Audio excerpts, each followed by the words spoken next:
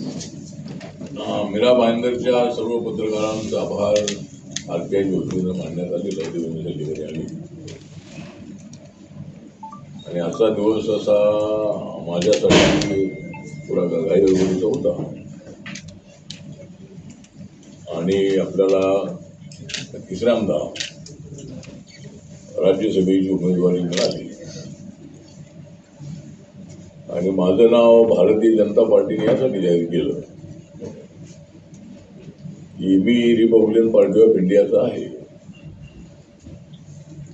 आणि मागच्या 2 वेळेला सुद्धा मी भारतीय जनता पक्षाच्या आमदारांच्या पाठिंब्यावर मी राज्यसभेवर निवडून आलो होतो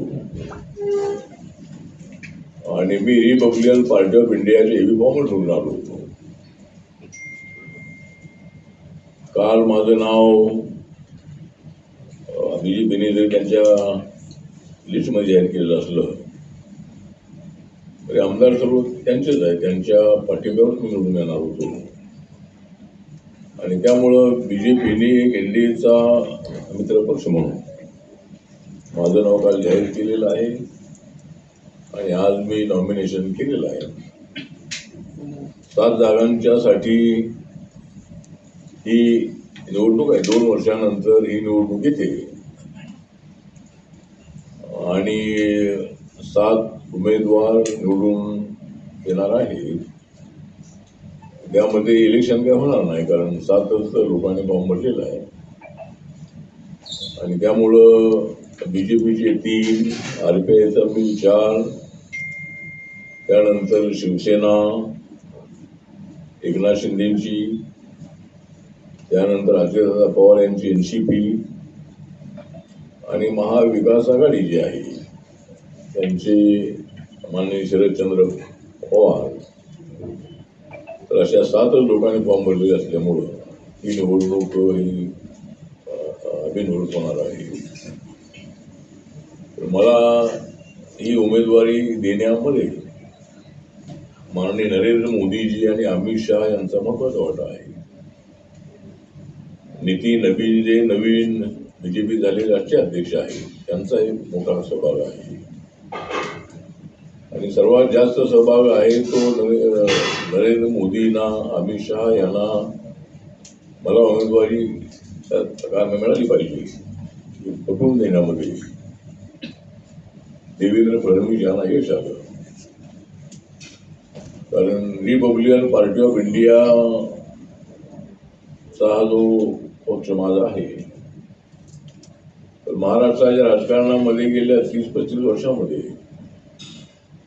मी ज्यांच्या सोबत जातो त्यांना सत्ता मिळते आणि मी काँग्रेस पक्षासोबत होतो, एनसीपी सोबत होतो, त्यावेळेला त्यांना सत्ता मिळालेली आहे. आता मी भाजप सोबत आहे, भाजप शिवसेनेसोबत आहे, महायुतीसोबत आहे आणि त्यांनाही सत्ता मी आल्यापासून मिळालेली आहे.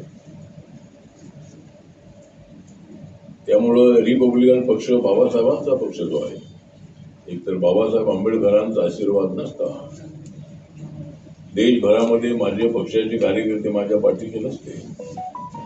महाराष्ट्रातले जे गोरगरीब कार्यकर्ते, झोपडपट्टीत राहणारे किंवा अत्यंत गरीब असणाऱ्या, अवस्थेत असणारे असंख्य माझे कार्यकर्ते आहेत ते माझ्या पाठीशी गेल्या अनेक वर्षांपासून आहे आणि त्यामुळंही मला ही संधी मिळालेली आहे. मराठी बोलू हिंदीमध्ये? मराठी. आणि आता माझा म्हणजे जो पक्ष माझा ग्रुप आहे तो Republican party of India Athawale in the bracket या नावाने इलेक्शन कमिशन रजिस्टर आहे आणि सध्या माझा पक्ष 28 राज्यामध्ये आणि 8 केंद्रशासित प्रदेशामध्ये माझ्या पक्षाच्या शाखा आहेत. अंदमान निकोबारमध्ये, लक्षद्वीपमध्ये, दादरा नगर हवेलीमध्ये, दीव दमनमध्ये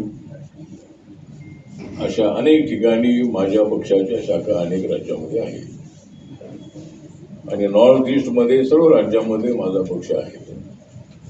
नागालँडमध्ये माझ्या पक्षाचे 2 आमदार आहेत. तर माझ्या पक्षाला गन्ना किसानीशी बॉल मिळालेला आहे त्यानंतर मणिपूरमध्ये माझ्या पक्षाचा एक उमेदवार लोकसभेत उभा होता, त्याला 1.5 लाख मतं मिळाली होती आणि त्या ठिकाणी माझा पक्ष रेकग्नाइज आहे. त्यामुळं 2 राज्यामध्ये माझ्या पक्षाला कन्नाकिसानी शंभर मिळालेला आहे. आणि आता 5 राज्यामध्ये ज्या निवडणुका होत आहेत, वेस्ट बेंगॉल, आसाम, त्यानंतर तामिळनाडू, केरळ आणि पांडिचेरी, तर त्या 5ही राज्यामध्ये मला इलेक्शन कमिशननी कन्नाकिसानी शंभर निवडणूक लढण्यासाठी दिलेला आहे. तर आता आमचा जो RPI आहे तो अजून 2 राज्यामध्ये जर रेकग्नाइज झाला तर आपल्या पक्षाला राष्ट्रीय पक्षाची मान्यता मिळेल. सध्या देशामध्ये 4 पक्ष नॅशनल पक्ष आहे. त्याच्यामध्ये BJP नंबर 1ला आहे, काँग्रेस नंबर 2ला आहे, बसपा नंबर 3ला आहे आणि 4 नंबरला आम आदमी पार्टी आहे.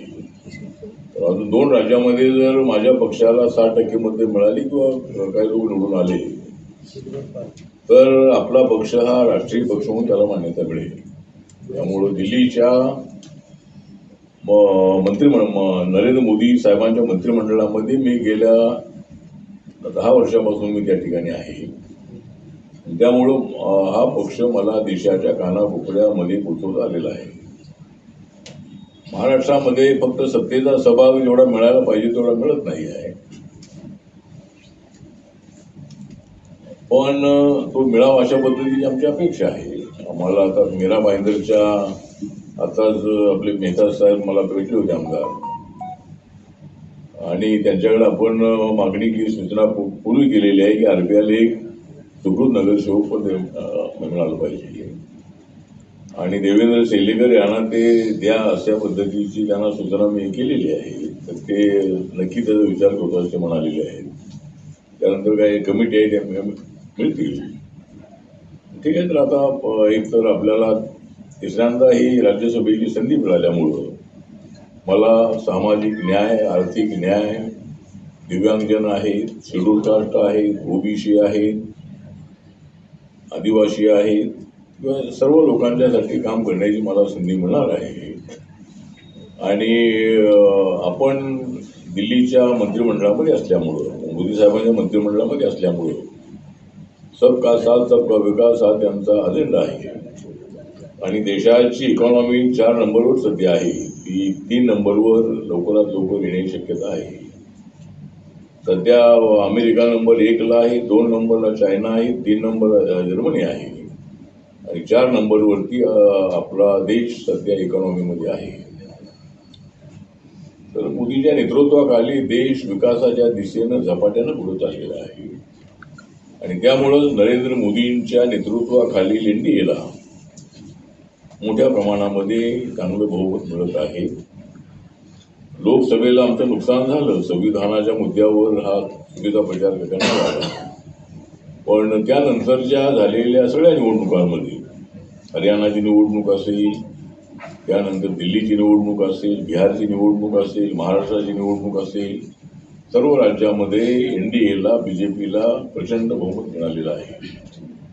आणि आता येणाऱ्या 5 राज्याच्या निवडणुकांमध्ये सुद्धा, आसाममध्ये तर काही अडचण नाही, तिथं BJPचं NDAचं सरकार येणारच आहे, पण वेस्ट बेंगॉलमध्ये सुद्धा त्या ठिकाणी BJPचं NDAचं सरकार येण्याची आम्हाला पूर्णपणे खात्री आहे. कारण ममता दिदींच्या गेल्या अनेक वर्षांच्या काळामध्ये त्या सत्तेवर आहेतच आहे. त्या महिला म्हणून त्या चांगल्या स्ट्रॉंग आहेत याची आम्हाला कल्पना आहे. पण गेल्या 5 वर्षामध्ये वेस्ट बेंगॉलमध्ये म्हणजे सोनार बंगला करणं हे स्वप्न आमच्या ममता दिदी असायला हवं होतं, पण सोनार बंगलाऐवजी बंगालला कंगाल करण्याचं काम त्यांनी केलेलं आहे.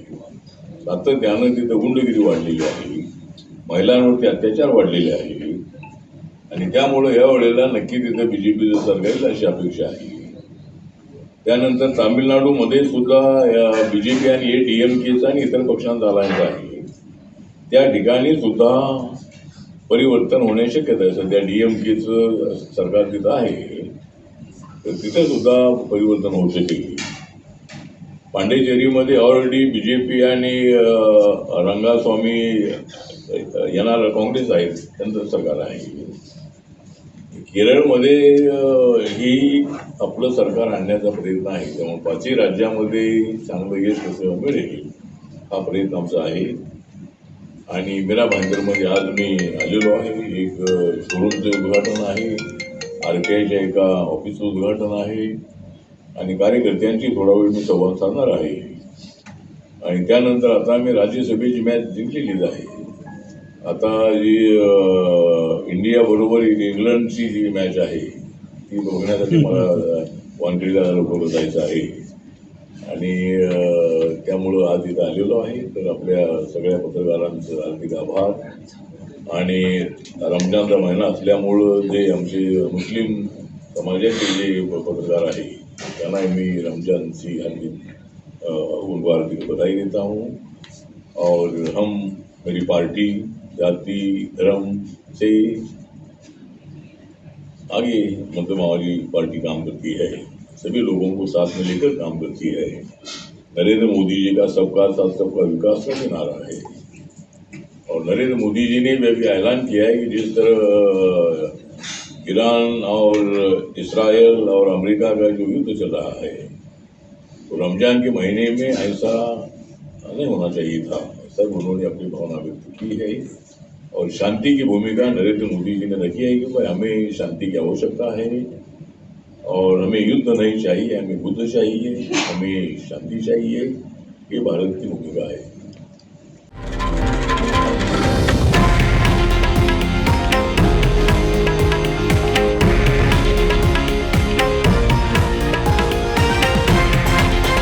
हे आहे देशातील नंबर 1 न्यूज नेटवर्क आणि आपण पाहत आहात TV9 मराठी, एकमेव.